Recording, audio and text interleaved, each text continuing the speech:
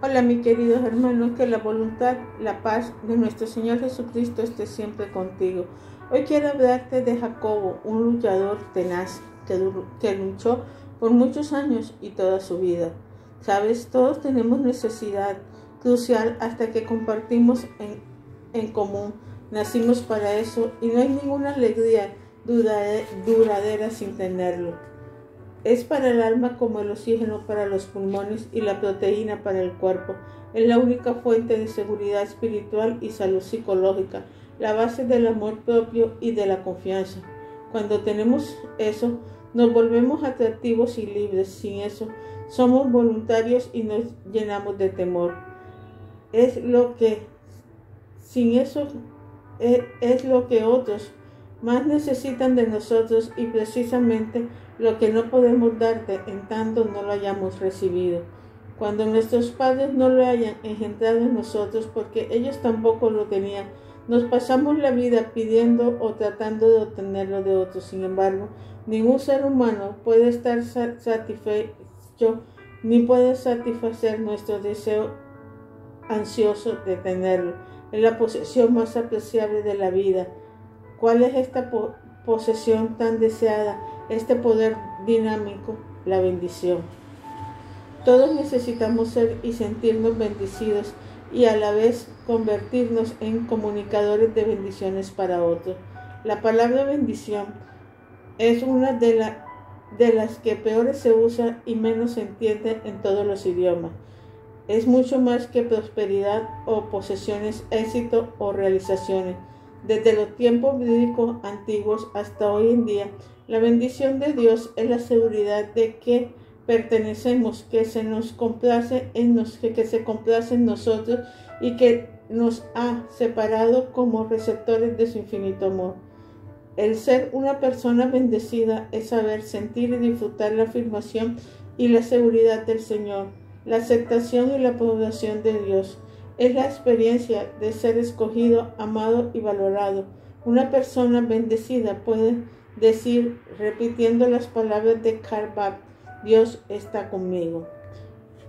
Vamos a hablar y vamos a dedicar esto a las personas que necesitan sentir la bendición, a las que les resulta difícil permitirles a Dios que las bendiga y que con frecuencia son tacaños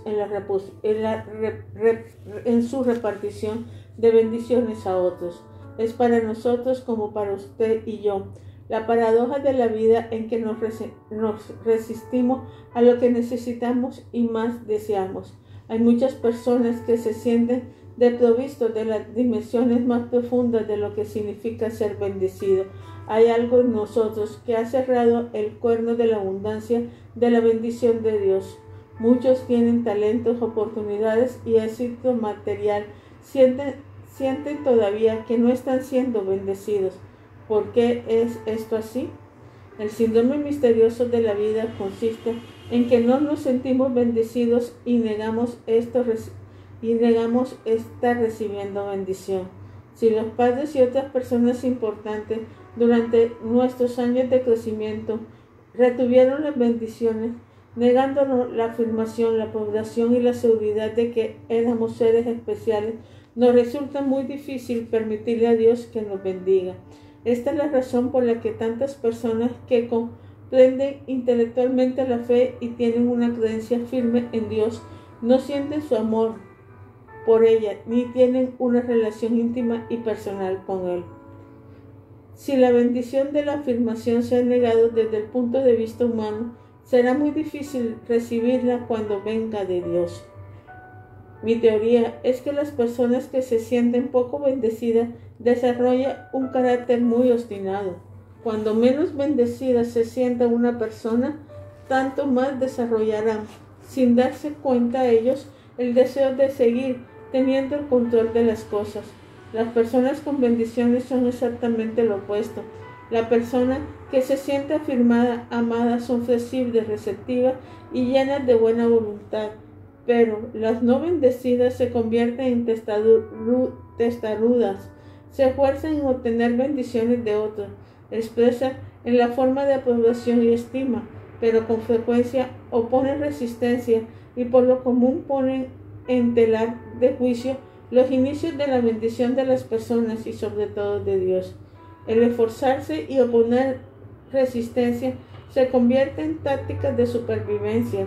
La voluntad es parte vital de nuestra naturaleza. Es un don de Dios para la aplicación de las convicciones intelectuales y los sentimientos emocionales. La voluntad hace que pongamos en práctica nuestras decisiones, lo que deseamos y lo que consideramos como lo mejor, y que controlamos nuestra vida. La obstinación es una distorsión de ese don de la voluntad y consiste en exigir que las cosas sean como las deseamos, manipulando a otros para conseguirlas y haciéndonos insoportables. Las personas voluntariosas deben tener el control y se hacen competitivas y combativas. Las preguntas que hacen en todo momento: ¿quién está a cargo de esto? Lleva implícito los deseos que tienen de estar a cargo de todo y que harán todo lo que sea necesario para asegurarse de que así sea. Un luchador obstinado debe tener que enfrentarse alguna vez a Dios, porque el Señor forzará en nosotros sin descanso hasta que le digamos: sea hecha tu voluntad. Nos mantendrá tendido en la lona hasta que le pidamos finalmente la bendición, que está mucho más dispuesto a darnos que nosotros a recibirnos. Nos cruzará la línea divisoria de nuestra obstinación, pero dispondrá las circunstancias de la vida para llevarnos al punto de que reconozcamos que nuestra necesidad de afirmación de nuestros valores es solo un deseo diminuto en comparación con la sed implacable por Dios en nosotros y que solo Él puede calmar. Esto es exactamente el caso de nuestro amigo Jacob. Jacob, el hijo de Isaac no bendecido, inseguro, inquieto, obstinado, nos proporciona una imagen sorprendente. El luchador tenaz que hay en mí se une a su propósito luchador obstinado para unirnos y remontarnos hasta nuestro patriarca precursor.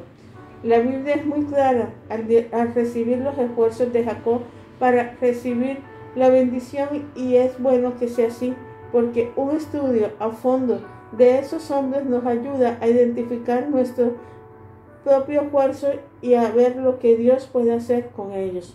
La vida de Jacob forma un perfil clásico de una persona cuya infancia sin bendición provoca una obstinación que hizo que le fuera difícil permitirle a Dios que lo bendijera. Vivía una vida que seguía un rumbo de colisión, dirigiéndose hacia el momento en que su voluntad chocaría con la de Dios para determinar quién tendría señorío sobre su vida. Lo que me agrada decir es que la lucha más importante de toda la historia tuvo lugar a altas horas de una noche en Jacob, un río turbulento del Jordán, cuando en un momento de profunda crisis en la vida de Jacob, el Señor entró al cuadrilátero con él para una lucha hasta el final. Las implicaciones que tiene esto para nosotros en la época actual solo se podían apreciar completamente si sopesamos con todo cuidado lo que condujo a Jacob a ese acontecimiento crucial, lo que ocurrió en él y los resultados que tuvo para la vida del patriarca. La historia de Jacob es un drama conmovedor de lo que significa el sentir que no se tienen bendiciones, lo que los dos prepararon bien, por lo que sucede cuando le permitimos a Dios bendecirnos, y hasta qué punto podemos ser bendición para otros una vez que hemos recibido esas bendiciones de Dios.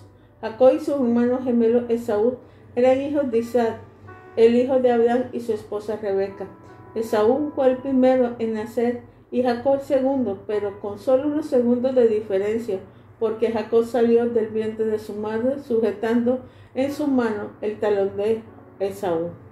Y por eso le dieron el nombre de Jacob, que significa uno que sujeta por el talón, aferrado del talón o suplantador. Desde el principio Esaú fue el favorito de su padre. Creció para convertirse en un cazador, un hombre de campo. Al igual que a su padre, le gustaban las emociones de la cacería, la libertad llena de aventura y el sabor de la caza. Por su padre, Jacob era el favorito de Rebeca. Las escrituras nos dicen que era un hombre pacífico que vivía en la tienda de campaña. Con frecuencia me he preguntado si Esaú estaba espiritualmente libre para deambular por todas partes, imitando a su padre en sus intereses, porque Isaac había tomado el tiempo necesitado para mostrarle su aprobación, mientras que Jacob permanecía ansiándola en la casa. La rivalidad fraternal entre los dos hijos estaba enraizada en la batalla de voluntades que sostenían los padres. El ambiente psicológico de la familia era de competencia para obtener el dominio. En un hogar en el que el esposo y la esposa contienden, toda la familia sale perdiendo. Por lo general, la preferencia por uno de sus hijos que tenga un progenitor se basa en un matrimonio sumamente inaceptable. Lo que estaba en juego en la familia de Isaac era cuál de los dos hijos recibiría la primogenitura, el derecho de herencia. En los tiempos bíblicos se le daba la primogenitura, el derecho al tomar el lugar de su padre, sus propiedades y su autoridad como miembro dominante de la familia en el momento del fallecimiento de su padre. Sin embargo, la bendición por un padre de todos sus hijos tenía la misma importancia espiritual. Este era el don precioso de la aprobación, la alimentación y el sello de amor del padre, dándoles a cada uno de los hijos un sentido de identidad y significado durante toda su vida. Esto es lo que Jacob no recibió y se pasó luchando para obtener la mayor parte de su vida. Sin embargo, el deseo apasionado que tenía Rebeca para su hijo no era solo el de que se le sintiera bendecido, sino también que recibiera la primogenitura en lugar de Esaú. Implantó en su hijo Jacob su deseo, de modo que el joven se unió a ella en el engaño para recibir la primogenitura, cuando lo que verdaderamente deseaba Jacob era solo la bendición de su padre. Por su parte, Esaú le importaba poco la primogenitura porque sentía que ya tenía la bendición de su padre. Esto se pone claramente de manifiesto en un suceso que tuvo lugar dentro de la rivalidad continua entre estos dos hermanos. Un día Esaú regresó hambriento del campo después de muchas horas de trabajo arduo. Jacob estaba cocinando un guisado de lentejas y con impetuosidad juvenil Esaú le pidió que le diera un poco. Le aseguró que moriría si no comía un poco. Nuestra frase "estoy muerto de hambre" refleja su modo de pensar. Por su parte, Jacob deseaba tanto su derecho de primogenitura que creía que perdería la vida de no intentarlo. «Véndeme en este día tu primogenitura», le dijo a su hermano. En ese punto, la actitud de indiferencia por su derecho de primogenitura se puso claramente de manifiesto, por lo que respondió Esaú: «He aquí, yo me voy a morir. ¿Para qué pues me sirve la primogenitura?». De este modo, Esaú vendió sus derechos como heredero y obtuvo a cambio un plato de lentejas. Ese intercambio revela la naturaleza obstinada de Jacob y su esfuerzo de manipulación para obtener seguridad y estima propia. El plan llegó a su punto culminante cuando Isaac sintió que se estaba muriendo. Llamó a Esaú a su tienda y le pidió que fuera a cazar para cocinar un plato sabroso. «Tráemelo y comeré para que yo te bendiga antes de que muera». Génesis 27:4. El primogénito se fue al campo a cumplir lo que le había encomendado su padre, pero Rebeca había estado escuchando a través de las paredes delgadas de la tienda. Había llegado el momento que había estado esperando durante tanto tiempo. Se apresuró a buscar a Jacob. Le dijo que diera muerte a un cabrito escogido del rebaño, que preparara el guisado sabroso que quería su padre y que recibiría la bendición de Isaac y el derecho de primogenitura en lugar de Esaú.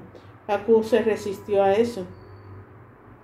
Decía que su hermano era hombre de mucho pelo, mientras que él era de piel lampiña. Su padre lo tocaría y sabría inmediatamente que no era Esaú, pero Rebeca había planeado también eso. Le ordenó con apremio a Jacob, casi con frenesí, que se pusiera las ropas de su hermano Esaú, con pieles de cabra en el cuello y las muñecas, de modo que Isaac no se diera cuenta del engaño que iba a ser sometido. Los dos juntos prepararon bien el engaño. Sirvieron a Isaac una comida suculenta, y después que las pretensiones falsas de Jacob acallaron las sospechas de su padre, éste lo bendijo y le dio el derecho de primogenitura. El contenido de la preciosa bendición nos ayuda a entender por qué la bendición era tan importante y tan preciada. Génesis 27, 28, 29. Dios pues le dé del rocío del cielo y de la grosura de la tierra, abundancia de trigo y de mostos. Sírvate, pueblo, y naciones se inclinen ante ti. Sé Señor de tus hermanos y se inclinen ante ti los hijos de tu madre. Maldito los que te maldijeran y bendito los que te bendijeran. Una bendición muy hermosa. Cuando la examinas con detenimiento, comprendemos que contiene la afirmación que buscaban los niños y nos preguntamos por qué razón no era posible dar la misma bendición a los dos hijos. No era la costumbre en aquella época, porque los vestigos de la preferencia seguían provocando competencia entre los hijos de la familia. Él te ama más que a mí sigue siendo un síndrome activo. Cuando Esaú volvió a casa, descubrió que le habían hecho su madre y su hermano contra suya y le rogó a Isaac que le diera algún tipo de bendición. ¿No tienes más que una sola bendición, Padre mío? Bendíceme también a mí, Padre mío, rogó en la angustia de sentirse rechazado. Se nos hace muy difícil de entender el modo en que Isaac rebajó el destino de Esaú. Fue su furia por haber sido engañado por su esposa lo que le hizo mostrarse tan inflexible. No lo sabemos, pero lo cierto es que lo que le predijo a Esaú se hizo realidad. He aquí, será tu habitación en grosuras de la tierra y de rocío de los cielos de arriba, y por la espada vivirás y a tu hermano servirás. Y sucederá cuando te fortalezca que deshagarás su yugo. Génesis 27, 39, 40. Y así fue, mi querido hermano, como un tremendo rencor se convirtió en cauces por el que corrieron las competencias, el odio, los celos entre Jacob y Esaú.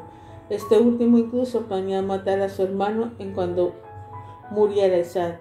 Dios tuvo que sacar a Jacob de aquella mañana compleja de conflicto entre voluntades para conducirlo a un lugar donde permitiría que lo bendijera. Es fascinante ver cómo Dios usó el temor que tenía Rebeca de que su hijo Jacob se casara con una de las mujeres locales, unido a la angustia por la que pudiera hacerle su otro hijo Esaú.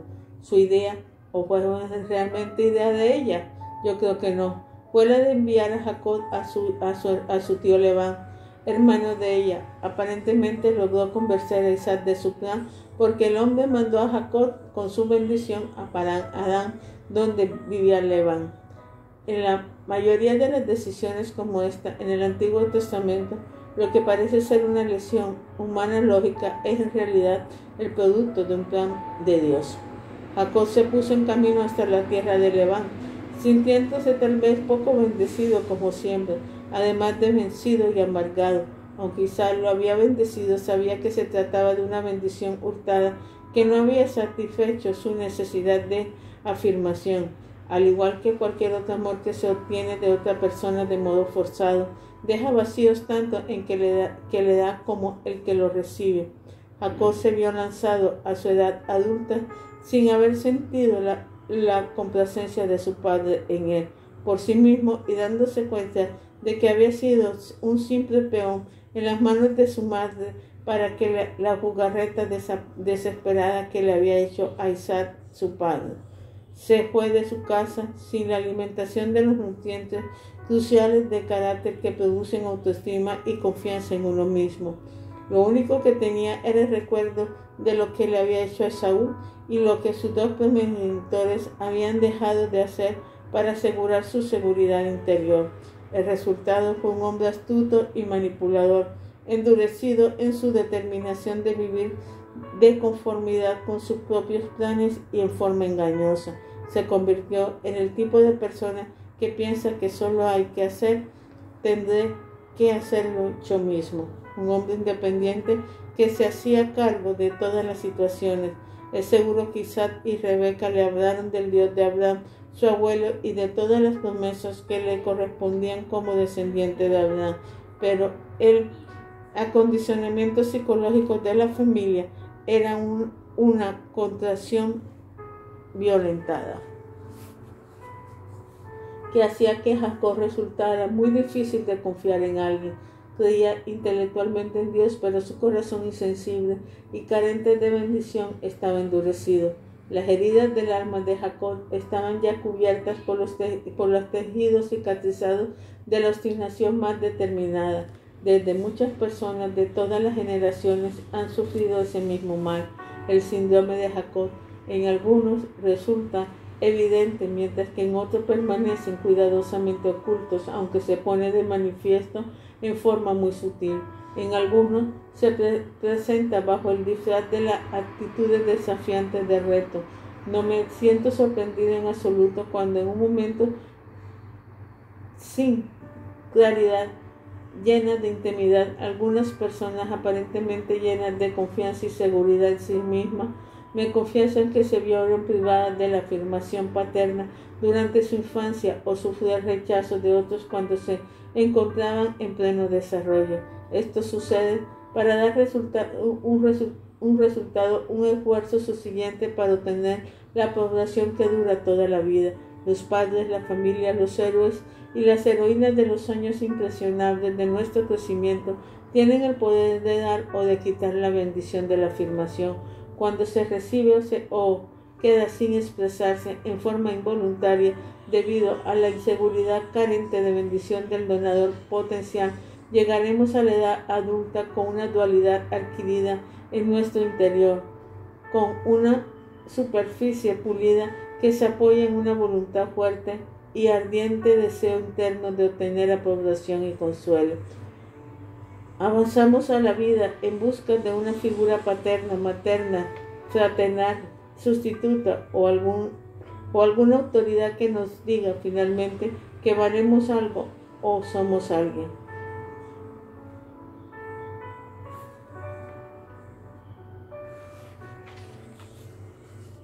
El Señor tiene planes muy importantes para ti y para Jacob.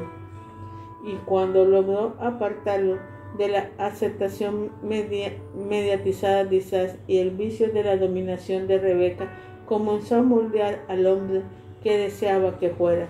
Dios sabía que lo que más deseaba Jacob era obtener su bendición. En el camino de Paran Aram, Jacob soñó una noche con una escalera asentada en tierra, pero que llegaba hasta el cielo, y por lo que ascendían y descendían los ángeles de Dios. El mensajero era claro. La gloria de Dios descendía hasta Jacob y el hombre se vio elevado a la presencia de Dios, introducido al esplendor de la gloria de Dios. Eso era lo que necesitaba aquel joven obstinado, la plenitud de Dios para llenar su vacío de bendición. En su sueño, el Señor le dio la seguridad de un derecho supremo de herencia, el ser el receptor de las promesas hechas a Abraham e Isaac. Yo soy Jehová, el Dios de Abraham, tu padre, y el Dios de Isaac. La tierra en que estás acostado te la daré a ti y a tu descendencia. Será tu descendencia como el polvo de la tierra, y te extenderás al occidente, al oriente, al norte y al sur. Y todas las familias de la tierra serán benditas en ti y en tu descendencia. He aquí yo estoy contigo y te guardaré por donde quiera que fueras, y volverás a traerte a esta tierra, porque no te dejaré hasta que hayas hecho lo que te he dicho. Génesis 28, 13 al 15. La reacción que tuvo Jacob al despertar nos indica muchas cosas respecto a las razones que tuvo el Señor para sacarlo del dominio de Rebeca y el estado bendito y no bendecido que tenía con Isaac. Se sintió atemorizado. Ciertamente Jehová está en este lugar y yo no lo sabía. Cuán terrible es este lugar. No es otra cosa que casa de Dios y puerta del cielo. Génesis 28, 16, 17. Jacob no había esperado encontrar a Dios bajo las estrellas allá en luz, Aparentemente tenía poca o ninguna fe cuando estaba en la casa de su padre. No sabía que la necesidad hasta que tuvo que enfrentarse a la vida solo con sus propias fuerzas. El Señor, para quien todas las cosas son posibles, siempre llena a las personas inteligentes y de voluntad firme a un lugar en que se tenga que enfrentar solo a lo imposible, con el fin de que Dios pueda revelarle su poder. Jacob se sintió profundamente conmovido por su sueño. Construyó un altar al que le dio el nombre de Betel, que significa casa de Dios.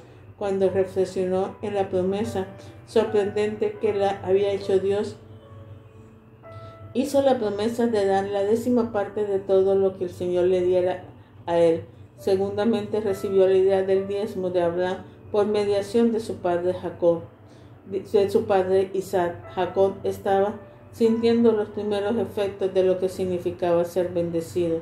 Vemos signos de ello cuando llegó junto a Labán y su tío era un verdadero rufián. Rebeca había recibido su naturaleza engañosa, que era un rasgo familiar. Si creemos que era manipuladora, su hermano Labán era todavía peor, pero Jacob trabajó intensamente y honradamente para él y se enamoró de la hija de Labán, Raquel. Dentro de su propio carácter mezquino, Labán no le ofreció a Jacob pagarle sueldos, sino que le dijo que le ofreciera un trato. Entonces Jacob le ofreció trabajar 7 años para él a cambio de la mano de Raquel. Labán aceptó, pero no le agradó la idea de que Raquel, la más joven, se casara antes que su hermana Lía. Así que, pues, aceptó el trato, pero proponiéndole hacerle una jugarreta a su sobrino. Jacob trabajó con dureza para ganarse a Raquel. Así que sirvió Jacob por Raquel 7 años y le parecieron como días, porque la amaba. Génesis 29:20. Estaba siguiendo un hombre nuevo. Dios lo había totalmente transformado y había totalmente cambiado. Dios se introduce con frecuencia en la vida de los seres humanos con ejemplos aterradores de la clase de personas que tenemos que ser, con el fin de que podamos cambiar y alterar el curso de nuestra vida. Labán y Jacob estaban cortados de la misma tela, pero Dios deseaba algo muy diferente en lo que se refiere al carácter de Jacob.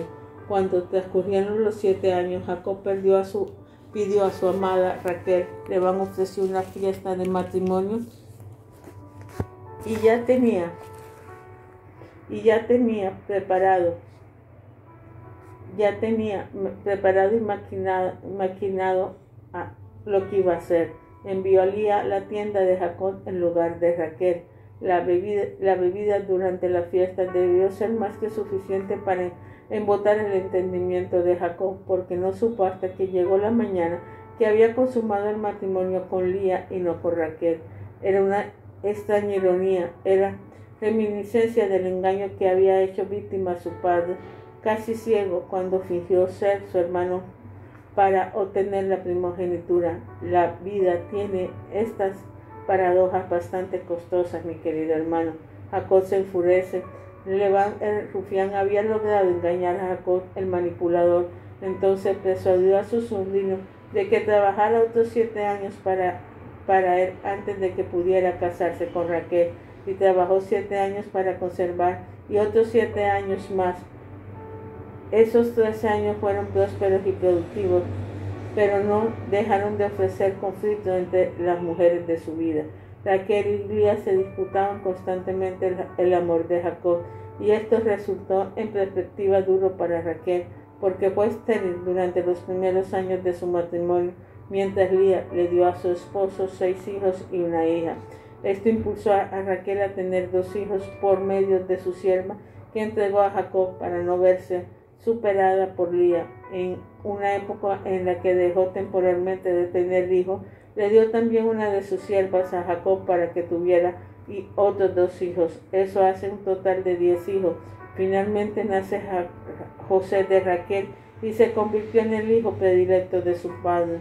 Entonces Jacob le dio a José todo lo que su padre Isaac le había negado a él mismo, y estuvo a punto de echar a perder al muchacho. Finalmente Raquel murió, dando a luz a su segundo hijo, llamado Benjamín. Cuando terminaron al fin los 20 años, Jacob se sintió inquieto porque tenía en su alma algo que no había resuelto todavía. No lograba olvidarse de lo que había hecho a Esaú y ansiaba volver a casa. No fue fácil alejarse de Labán, que para entonces había descubierto, ya que era la bendición de Dios para Jacob, lo que le había hecho a él tener tanta prosperidad. Así pues, Labán no estaba dispuesto a abandonar todo sin luchar, volviendo a intentar engañar a Jacob.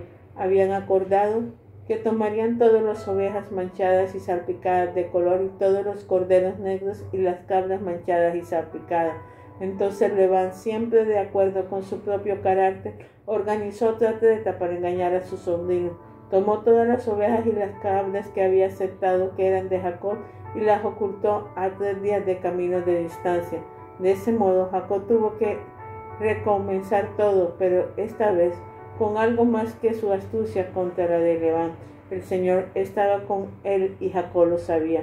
Cuando se cruzaban las ovejas, nacían animales manchados y negros, y los cruzaba con la raza limpia que apartaba de los rebaños de Labán. Cuando le explicó a Raquel lo que había sucedido, le atribuyó toda la gloria a Dios. El obstinado Jacob estaba aprendiendo que con Dios todas las cosas son posibles. Estaba listo para responder cuando el Señor le dio que regresara a la tierra de sus padres, dándole la seguridad de que estaría a su lado. Así Jacob, con su esposa e hijos, su ganado, sus rebaños y sus camellos, abandonó la tierra de Labán en secreto, con una prosperidad y poder. Cuando Labán lo alcanzó, solo resultó posible un armisticio negociable entre los dos hombres por medio de la intervención del Señor. Dios advirtió a Labán que tratara con justicia a Jacob y le dejara marcharse. No fueron el ingenio ni la astucia lo que ganaron esa batalla. En realidad el Señor estaba con Jacob y lo preparaba para un encuentro decisivo, no solo con Esaú, sino también con Dios mismo. Cuando vemos en el caso de muchas de las grandes hombres y mujeres que estuvieron más adelante, la formación de la persona que Dios quería que fuera, registró un aplastamiento de su naturaleza voluminosa. Jacob no había estado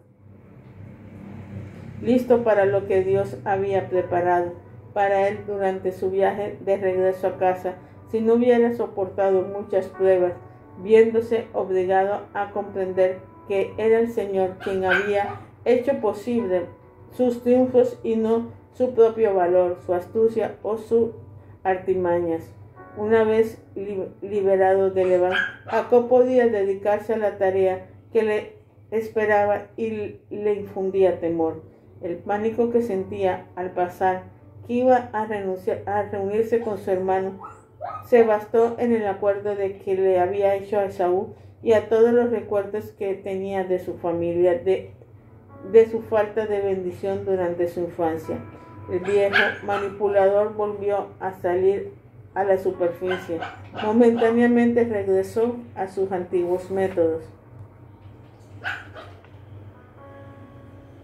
¿Qué es luchar con Dios? ¿Qué es lo que lleva a la transformación espiritual? Se lleva a cabo en una forma lenta en todos nosotros. En todo caso, había una persona antigua y otra nueva que luchaba en el interior del voluntarioso Jacob.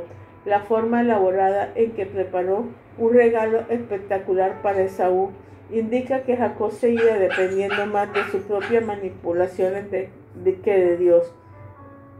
En sus mensajeros de paz le dijo: conforme a esto, háblale a Esaú cuando lo hallares. He aquí, tu siervo Jacob viene tras nosotros. Luego expuso su estrategia solita: apaciguaré su ira con el presente que va delante de mí, y después veré su rostro, quizás le seré acepto. Génesis 32, 19, 20. Aceptación es lo que Jacob deseó tener de Esaú durante toda su vida. Lo que no había comprendido era que solo Dios puede conceder ese don precioso. Cuando aceptamos el don de aceptación de Dios, nos liberamos finalmente de tener que exigirlo o manipular a las personas para asegurarlo. Y eso es exactamente lo que le sucedió a Jacob durante la noche anterior a su encuentro con Esaú. ¿Qué es luchar con Dios? Es una pelea con el pasado y un forcejeo para saber quién tendrá el control del futuro. El Señor quiere que seamos dóciles para que tratemos de hacer voluntariamente su voluntad por medio de sus fuerzas y para alcanzar sus resultados. Ahora bien, en la vida de Jacob había una combinación de temor, sentimiento de culpa y una existencia de astucia manipuladora que se oponía a la presencia y al poder de Dios. ¿Sabe lo que significa esto? ¿Ha reviado alguna vez su pasado de modo que todos sus fracasos se agiten frente a su mente? ¿Se ha despertado alguna vez con pánico en medio de la noche y conteniendo con el Señor como una angustia inquieta? Entonces sabrás, al igual que yo lo sé, lo que significa el que el Señor luche para obtener el control de su voluntad, hasta que le permita olvidar el pasado y tomar su futuro en sus benditas manos. Génesis 32, 24, 32 se registra de modo vivaz entre batallas por el alma de Jacob. La escritura dice que un hombre luchó con Jacob durante toda la noche. Algunos comentaristas han sugerido la idea de que la lucha de Jacob consigo mismo era tan intensa que se manifestó en un sueño de contienda con un hombre. Sin embargo, el testimonio de Jacob y el hombre que le dio el vado en que estaba Jacob nos da a conocer la verdad. Llamó a ese hombre lugar Penil, que significa el rostro de Dios, y dijo: vi a Dios cara a cara y fue liberada mi alma. En realidad, su nueva vida estaba apenas comenzando. Cuando concluyó la noche crucial de su contienda, Jacob había sido herido en el encaje de su muslo. Carper Morgan le dio a esa experiencia el título breve de mutilación como corona, lo que constituye una descripción muy acertada. Jacob no quería soltar al Señor en tanto no lo bendijera. Esa había sido su mayor necesidad desde su infancia. El Señor respondió dando un nombre nuevo: ya no será Jacob el usurpador, sino Israel, que significa Dios lucha. Ese es el punto de enfoque del nuevo hombre surgido del antiguo Jacob. Dios había luchado, lucharía siempre con él y por cuantas tanto de él como de su descendencia. Nos sentimos asombrados al ver a Jacob, ahora Israel, preguntando el nombre del hombre con el que estuvo contendiendo. Declárame ahora tu nombre. La respuesta del Señor iba a poner fin a toda la pregunta de Israel. ¿Por qué me preguntas por mi nombre? Es cierto, porque después de todas las veces en las que Dios había intervenido y hablado con él, debería saberlo. Sin embargo, la obstinación no solo es pertinaz, sino que además va unida a una mala memoria. Lo cierto es que Jacob quería estar seguro. Sabía que era el encuentro crucial de su vida y no quería que pasara dejándolo otra vez sin bendición. Dios era el único en que Jacob no podía manipular. Le dio la bendición que Jacob tanto deseaba, porque él bendice en parte de su naturaleza. Jacob no hizo nada para merecer o ganarse esa bendición. En realidad, durante toda su vida, hasta esa noche propiciatoria, había hecho todo lo posible por rechazarla o hacer que fuera imposible. Ahora estaba lisiado y durante toda su vida se acordaría de que Dios no solo había tocado el encaje de su muslo, sino también los sitios de su vida. Cuando llegó la mañana, fue el principio de una nueva vida. En efecto, encontramos a este Jacob totalmente renovado, llamado ahora Israel. Después de esa noche, su nuevo nombre le recordaba que él había contendido con Dios y que ahora el Señor lucharía por él. El manipulador voluntario había aceptado dejarse moldear por el Padre Eterno. A partir de ese momento, observamos que Israel tenía compasión, era amable, flexible, además de que él se muestra más receptivo. Ya no había que esforzarse a ser amado, había sido bendecido. Después que la contienda concluyó y que el sol levantó el velo de la noche, Israel levantó la mirada y vio que se acercaba Esaú. Las escrituras no mencionan que Israel sintió pánico en ese momento. La contienda con el Señor había hecho que se llevara a cabo una transformación. Israel le había permitido a Dios bendecirlo y por eso estaba libre para ir al encuentro de Saúl. Fue en una escena llena de ternura porque Saúl, con gran admiración, comió hacia Israel, abrazó y besó a su hermano, y los ojos de los dos hombres se llenaron de lágrimas. Entonces Israel dijo algo que es la expresión de un corazón bendecido: he visto tu rostro, como si hubiera visto el rostro de Dios.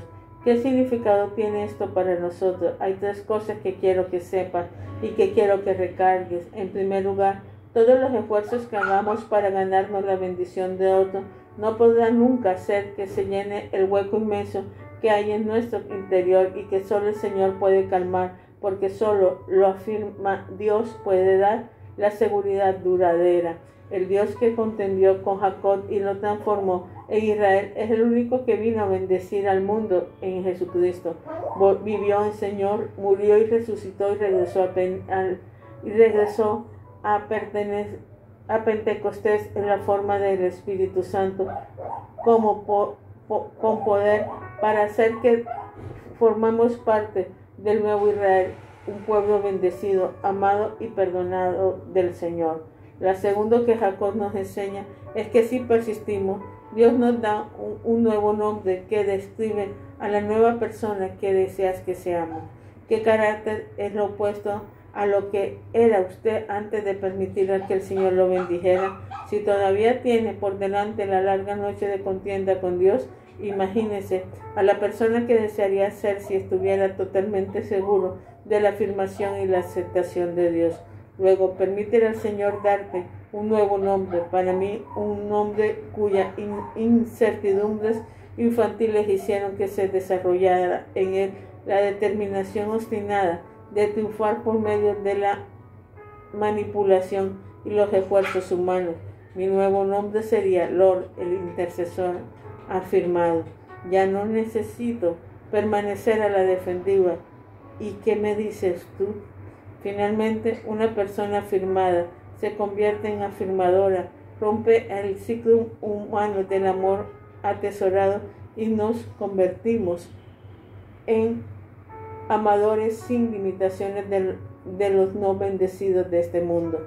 Y puesto que la base psicológica de la mayoría de las personas le dejaron con una necesidad desesperada de afirmación, podemos cuidarnos ganándonos el derecho a comunicarnos con la única bendición que satisface y perdura.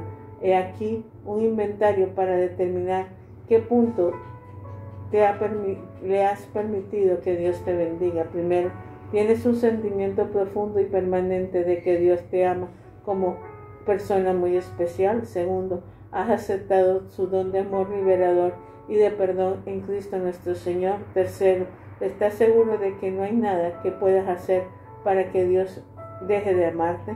Cuarto, has evaluado los puntos fuertes y las flaquezas de su infancia y aceptar lo que sus padres y otras personas significativas hicieron o no por usted.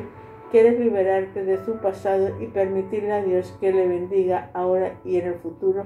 ¿Estás dispuesta a permitir que Dios te convierta en un afirmador, en una persona bendecida, que sea una bendición para otros? 7. Puedes someterte completamente a Dios para que le haga estar dispuesto a hacer su voluntad como afirmador. 8. Le preguntas a Dios a quien ha puesto en su agenda para que reciba bendición de usted. 9. ¿Estás dispuesto a entregar a esa persona, dedicándole tiempo, energía, recursos con el fin de ayudarles a estar seguros de que los amas y de la gracia de Dios? 10. ¿Aceptarías el nuevo nombre que Dios te dio, incluyendo sus nuevos propósitos en tu vida y todo su poder para convertirte en la persona que el Señor quiere que seas? Si has respondido en torno afirmativo a todas las preguntas, ya no serás un luchador voluntarioso en contienda con Dios, sino que Israel, por quien es el Señor, se esforzará, y el que te bendice y seguirá bendiciéndote durante toda tu vida y en la actualidad y eternamente. Padre Celestial, te doy gracias, Señor, porque nos has convertido en personas bendecidas. porque tú nos afirmaste y porque tú, Padre Celestial, nos ayudaste. Que la paz de nuestro Padre Celestial esté contigo. Amén y amén.